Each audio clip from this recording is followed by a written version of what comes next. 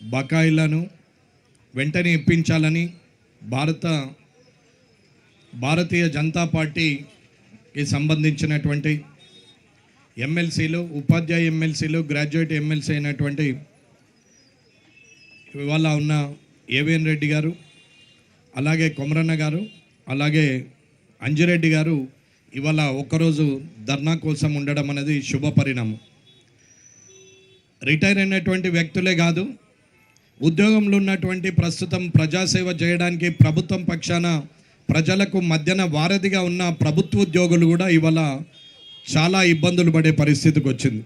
2024లో retire అయినటువంటి అందరూ కూడా సుమారు డిసెంబర్ నాటికి చూస్తే 20,500 ఉండే, కానీ జనవరి లెక్కేసుకుంటే అది 21,500 వరకు ఇవాళ వెళ్ళింది. కాబట్టి రిటైర్మెంట్ ప్రతి నెల 500 నుంచి 1000 మంది రిటైర్ అయ్యే ఈ పరిస్థితిలో దీనికి కారణము ఇవాళ 57ను 61కి చేసి 50 ఏళ్ళ రిటైర్మెంట్లో వాళ్ళకి ఇవ్వాల్సినటువంటి డబ్బులు ఇవ్వలేక గత ప్రభుత్వము పదవి విరమణ వయసును పెంపి కొత్త వారికి ఉద్యోగాలు రాకుండా, పాత వారికి డబ్బులు ఇవ్వకుండా, వారు దాచుకున్న డబ్బులు కానీ, ఇన్సూరెన్స్ డబ్బులు కానీ, వారికి ఉన్నటువంటి డబ్బు ఏదైతే ప్రభుత్వం దగ్గర దాచిపెట్టారో అది కూడా ఇవ్వలేని పరిస్థితుల్లో రిటైర్మెంట్ను పెంచడం జరిగిందే తప్ప ప్రభుత్వ అధికారుల మీద ఇవాళ ప్రేమతోని మాత్రం కాదది గత ప్రభుత్వం చేసింది. ఇకపోతే అదే నినాదం మీద మేము మీకు బాకీపడ్డ డబ్బులు కానీ అన్నీ మేము ప్రభుత్వం వస్తే ఇస్తాం అని చెప్పి ఉద్యోగస్తులందరికీ కూడా మీకు టెన్షన్గా పెన్షన్ వస్తుంది రిటైర్ అయిన వాళ్ళకి, అలాగే రిటైర్మెంట్ అయిన ప్రతి ప్రభుత్వ ఉద్యోగికి అదే రోజు అన్నీ కూడా చేసి వారికి రావాల్సిన డబ్బులు కూడా ఇస్తామని చెప్పి, అలాగే ప్రభుత్వ ఉద్యోగులకు 1వ తారీఖునే జీతం ఇచ్చి మీ అందరినీ గౌరవిస్తామని ప్రజల మధ్యన బహిరంగ సభల్లో కాంగ్రెస్ పార్టీ చెప్పి వాళ్ళ ప్రభుత్వం ఎక్కింది. ఇవాళ ఉన్న ఉద్యోగస్తుల గొప్పతనం ఏంటంటే ఉద్యోగస్తులతో పెట్టుకున్న ఏ ప్రభుత్వం కూడా నిలబడలేదు. అది ప్రభుత్వాలు గుర్తించాల. ఇంతకుముందు గతంలో కూడా 2 ప్రభుత్వాలు ఓడిపోవడానికి గత ప్రభుత్వము చిన్న ఓటు పర్సంటేజ్ కూడా మరీ లెక్క పెట్టాల్సినంత పరిస్థితి లేకుండా మినిమం పర్సంటేజ్తో ఓడిపోయింది అంటే అక్కడ ఉద్యోగస్తుల సపోర్టు గత ప్రభుత్వానికి లేకపోవడం అనేది ఇప్పుడున్న ప్రభుత్వం కూడా గుర్తించాలి. గతంలో జరిగింది తిరిగి మళ్ళీ ఈ ప్రభుత్వానికి జరిగే వరకు ఎవరు ఇక్కడ వెయిట్ చేయడానికి సిద్ధంగా లేరు. ఇవాళకి 5 DAలు ఇవాళ వాళ్ళకి ఇప్పటి వరకు కూడా సరెండర్ లీవ్స్ ఇవ్వలేదు, అలాగే క్యాష్ ఎన్కాష్మెంట్ లీవ్స్ డబ్బులు ఇవ్వలేదు. ఇలా ప్రతి దాంట్లో కూడా ప్రస్తుతం ఉద్యోగంలో ఉన్నటువంటి వ్యక్తులకు కూడా ఇబ్బంది పెడతా ఉన్నారు. అలాగే రిటైర్మెంట్ అయిన వాళ్ళు 2024 నుంచి ఇప్పటి వరకు ఒక 21,500 వరకు ఈ నెలకి వస్తే ఉన్నటువంటి ఇటువంటి రిటైర్ అయినటువంటి ఉద్యోగస్తులకు ప్రావిడెంట్ ఫండ్ కానీ వాళ్ళు ఇవ్వాల్సినటువంటి డబ్బును తిరిగి ప్రభుత్వం ద్వారా వారికి రావాల్సిన డబ్బును ఇవ్వట్లేదు. తను కష్టపడి తను ప్రజలకు సేవ చేసి ప్రభుత్వానికి ప్రజలకు మధ్యన సారథిగా ఉంటూ ప్రభుత్వానికి మంచి పేరు తీసుకొచ్చే పనిలో ఉన్నటువంటి అధికారి రిటైర్మెంట్ అయిన తర్వాత తన జీతంలో నుండి కొంత డబ్బును ప్రభుత్వం దగ్గర దాచుకుంటే దానికి అదనంగా ప్రభుత్వం కొంచెం కలిపి తిరిగి ఉద్యోగస్తులకు ప్రావిడెంట్ ఫండ్ కింద ఇవ్వాల్సినటువంటి ఆ డబ్బును కూడా వీరు ఇప్పటి వరకు కూడా ఇవ్వలేని పరిస్థితి. అన్నిటికన్నా విచిత్రం ఏంటంటే ఒక DA రిలీజ్ చేస్తే దాని మీద 30 వాయిదాలు పెడుతున్నారు. ఇది నెలకింత ఇస్తామని చెప్తున్నారు.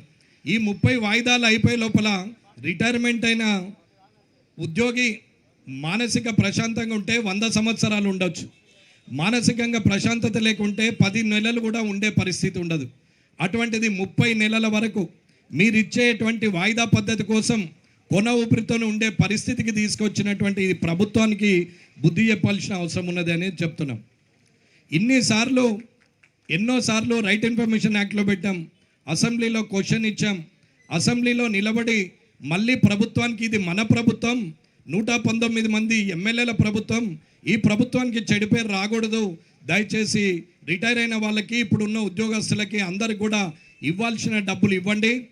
ప్రభుత్వ సంక్షేమ పథకాలు ఆపినా పర్వాలేదు, అభివృద్ధి పథకాలు ఆపినా పర్వాలేదు, లేకపోతే రోడ్లు మోర్లు వేయకున్నా పర్వాలేదు, మీరు ప్రాజెక్టులు కట్టకున్నా పర్వాలేదు, కానీ మీరు ఎట్టి పరిస్థితుల్లో వారికి డబ్బులు ఇవ్వండి అని చెప్పి అసెంబ్లీ సాక్షిగా కూడా చెప్పడం జరిగింది.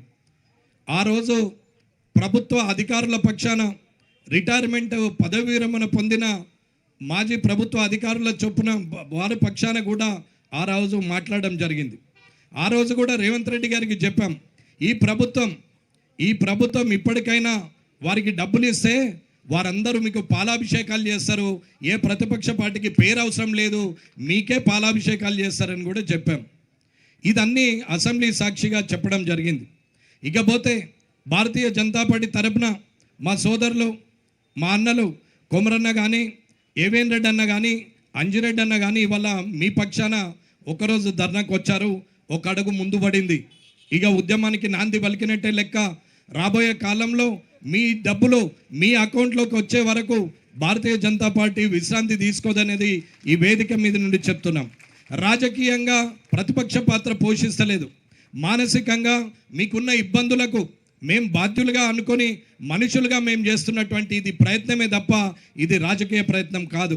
కాబట్టి మరొక్క అడుగు ముందుకేసి రానున్న కాలంలో మార్చి 2 వరకు డబ్బులు ఇవ్వకపోతే నాతో పాటు కూడా ఈ మిగతా ఎమ్మెల్యేలు, ఎమ్మెల్సీలు అందరం కూడా కూర్చుండి మీ డబ్బులు మీకు వచ్చే వరకు కూడా మేము వదలమని చెప్పి మీకు వేదిక మీద చెప్తున్నాం. ఒక 15 రోజుల క్రింద అందరూ వచ్చి నన్ను కలిసిన రోజు కూడా ఇదే మాట చెప్పాం. పార్టీ నిర్ణయం తీసుకుంటుంది, భారతీయ జనతా పార్టీ మీ పక్షాన ఉంటుంది, రాబోయే కాలంలో మీ డబ్బులు మీకు ఇప్పించే బాధ్యత మాది అని కూడా చెప్పడం జరిగింది. గౌరవ అధ్యక్షులు మా అన్న రామచంద్రరావు అన్న గారు ఉన్నారు, ఇక్కడ బీబీ పాటిల్ గారు ఉన్నారు, ఇక్కడ ఎమ్మెల్సీలు ఉన్నారు, భారతీయ జనతా పార్టీ జనరల్ సెక్రటరీలు యావత్ యంత్రాంగం ఉంది. అలాగే మిగతా ఎమ్మెల్యేలు, ఎంపీలు కూడా దీనికి మద్దతు పలుకుతూ రానున్న కాలంలో మీ డబ్బులు మీ అకౌంట్లోకి వచ్చే వరకు ఇది మా బాధ్యత అని చెప్తున్నాం. కాబట్టి మీరు ఎట్టి పరిస్థితుల్లో ఆందోళన చెందాల్సిన అవసరం లేదు. అసెంబ్లీలో మాట్లాడినాం, మీడియా పాయింట్ మీద మాట్లాడినాం, మరి ఇక్కడ ధర్నాకు మా సోదరులు కూర్చున్నారు. రానున్న కాలంలో మీకు ఎంత బలంగా నిలబడతా అనడానికి ఇది సాక్ష్యం అని మీకు చెప్తున్నా. ఎట్టి పరిస్థితుల్లో మేమెంత పరిగెత్తినా గ్రౌండ్ స్థాయిలో, అంటే నిజంగా మీరు కింది స్థాయిలో మీరు ముందుకొచ్చి రానున్న కాలంలో మీరందరూ కూడా సుమారు 21,000 మంది రిటైర్ అయిన వాళ్ళు ఉన్నారు. ఇప్పుడున్నటువంటి అధికారులు లక్షల్లో ఉన్నారు.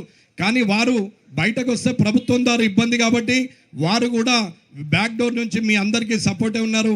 వారు కూడా అన్నాడు, అన్ని యూనియన్లు కూడా ఫోన్ చేసి అన్న మొదటిసారి ఒక నాయకుడు ఉద్యోగ సంఘాల వారి సమస్యల గురించి, ఉద్యోగుల గురించి మాట్లాడినని.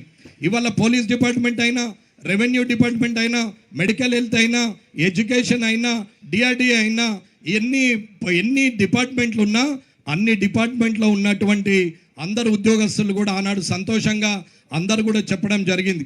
కాబట్టి ఇవాళ మనం అనుకుంటే ఉద్యమము ఉప్పెనలాగా ఉంటుంది. కాబట్టి మార్చి 2వ తారీఖు లోపలనే ప్రభుత్వము తిరిగి మరొకసారి ఈ వేదికగా నేను చెప్తున్నాను, దయచేసి ఉద్యోగస్తులందరికీ కూడా వారికి రావాల్సినటువంటి డబ్బులు వారికి ఇస్తూ, అలాగే పదవి విరమణ పొందిన వారి డబ్బులు వారి అకౌంట్లలో ట్రాన్స్ఫర్ చేయాలని గౌరవ ముఖ్యమంత్రి రేవంత్ రెడ్డి గారికి ఈ వేదిక నుంచి చెప్పడం జరిగింది. ఇది రాజకీయ ఆలోచనతో చేసింది కాదు ముఖ్యమంత్రి గారు. ఇది ఏ ప్రభుత్వం ఉన్నా, రేపు మేమున్నా మొట్టమొదటి చేయాల్సింది ప్రభుత్వ ఉద్యోగులకు డబ్బులు ఇచ్చి, జీతాలు ఇచ్చి, వారికి రావాల్సింది వాళ్ళకి ఇచ్చినాకనే మీరు ఇచ్చిన ఉచిత హామీలు కానీ, ఉచిత సంక్షేమాలు కానీ, ప్రభుత్వ అభివృద్ధి పథకాలు కానీ, ఇంకేదన్నా కానీ అన్నిటిని కూడా ఇవ్వచ్చు. బడ్జెట్లో కూడా మీకు నికరంగా రాసింది ఉంది. రాజ్యాంగంలో బడ్జెట్ ప్రవేశపెట్టేటప్పుడు మెయింటెనెన్స్ది పక్కన పెట్టి మిగులు బడ్జెట్తోనే అభివృద్ధి పథకాలు చేయాలి. కానీ మెయింటెనెన్స్ డబ్బును అభివృద్ధి పథకాలకు మలుస్తూ అడిగేవాడు ఎవడున్నాడు, ఎవరు అడగరు అని అనుకుంటుండొచ్చు. ఇప్పటి వరకు ఉద్యోగస్తులు అలాగే పదవి విరమణ పొందిన వారే ధర్నాజయంగా చూసుంటారు. గత అంజయ్య గారి నుంచి మొదలు పెడితే ఇప్పుడున్నటువంటి రేవంత్ రెడ్డి గారి వరకు.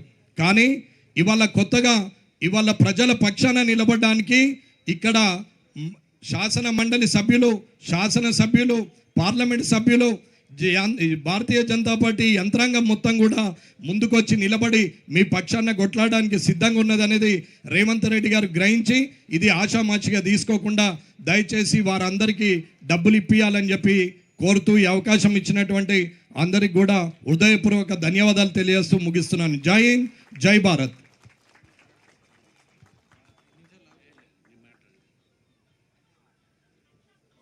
మన ఎమ్మెల్యే గారు కాటపల్లి వెంకట